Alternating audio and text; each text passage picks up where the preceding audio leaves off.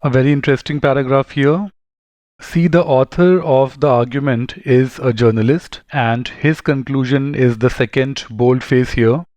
So this part is the main conclusion of the argument. However, there are certain political scientists also involved in the argument, and these scientists argue what the first boldface says. So there is one intermediate conclusion involved in the argument. This intermediate conclusion is the conclusion by the political scientists. So the first boldface is an intermediate conclusion, the conclusion by the political scientists, and the second boldface is the main conclusion of the argument, the conclusion by the journalist, the author of the argument. And the two conclusions are opposite to each other. So no, the first boldface does not support the conclusion by the journalist.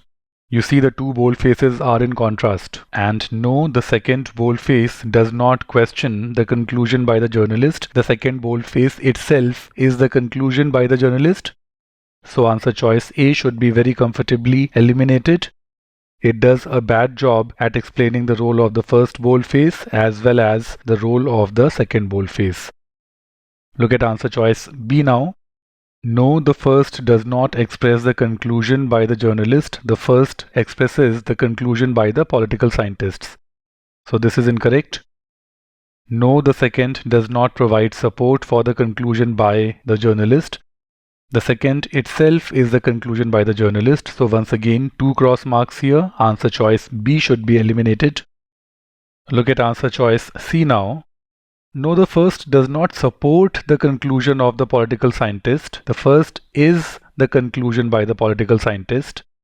So this is not the best way of saying it. And the second boldface does not express the conclusion by the political scientist. The second boldface expresses the conclusion by the journalist. And this conclusion is opposite to the conclusion by the political scientist.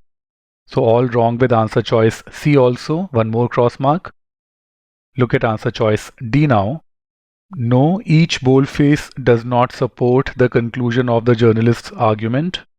The first is opposite to the second. So this cannot be correct. Let's confirm answer choice E now. The first expresses the conclusion of the political scientist's argument. This is what our groundwork said, that this part is the conclusion by the political scientists, and this is an intermediate conclusion in the context of the argument. The second boldface here is the main conclusion of the argument, and this is the conclusion by the journalist here. So first part is all right. Look at the second part. The second expresses the conclusion of the journalist's argument. That's absolutely correct. So two check marks here. E is the correct answer choice.